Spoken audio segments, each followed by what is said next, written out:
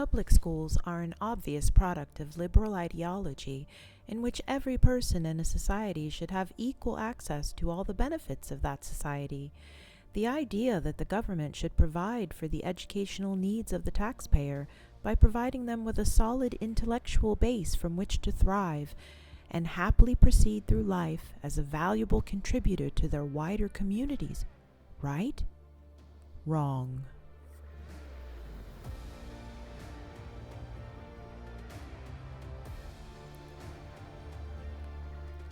In ancient Egypt, education was class-based, with formal schooling for elite boys focusing on the skills necessary to become scribes.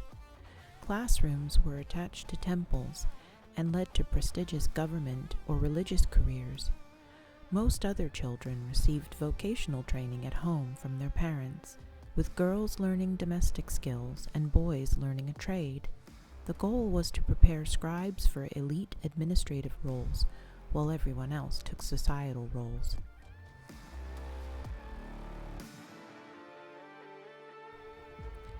Classical education in Greece and Rome was holistic and focused on developing virtuous, well-rounded individuals through the study of the liberal arts, starting with the trivium, which was grammar, logic, and rhetoric, and leading to the quadrivium, arithmetic, geometry, music, and astronomy, to cultivate critical thinking skills, wisdom, and love for truth, goodness, and beauty.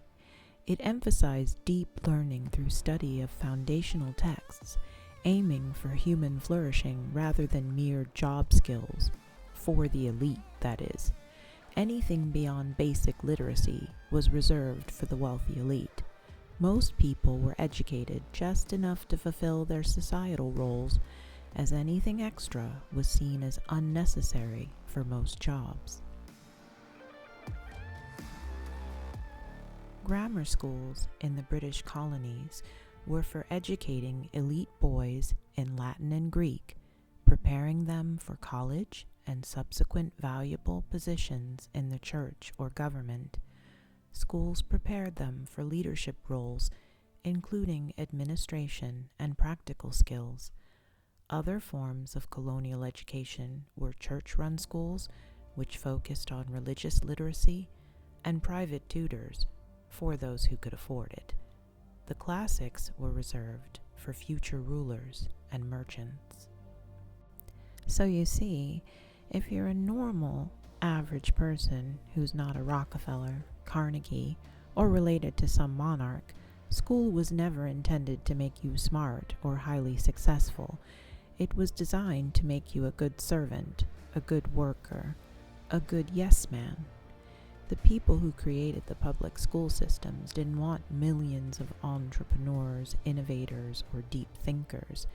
They wanted large groups of people who were literate enough to follow directions and agreeable enough to follow orders. If you attended public school for 12 years, that's probably you. Then there's this.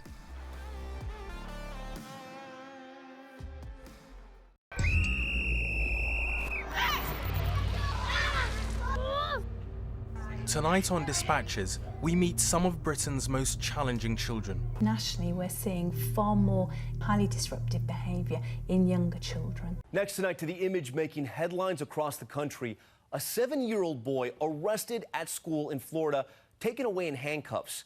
The boy accused of attacking a teacher. That's a 7-year-old boy in handcuffs. Police taking him into custody at school. Korea has the hardest education system in the world, but not for the reasons you might think. Because even though school is tough everywhere else in the world, in Korea it can completely take over your life. But what's crazy is that the average student spends a grueling 16 hours a day studying. The pressure to do well in school is so high that some students barely even sleep. In Korea, students sacrifice 12 years of their life preparing for a single day. Homeschooling can be tailored to a child's personal needs and parents' and children's personal preferences, priorities, and beliefs. It offers an environment of decreased academic pressure, fewer social demands interfering with study, scheduling flexibility, and gives the child ample opportunity to develop time management skills and academic independence. Homeschool children are also more likely to exhibit real-world skills at younger ages, which increases their overall confidence and feelings of self-worth. It's also nice to be home with your kids and bond with them, isn't it? I mean, they grow up really fast. After all, you had them in the first place. Why have someone else raise them?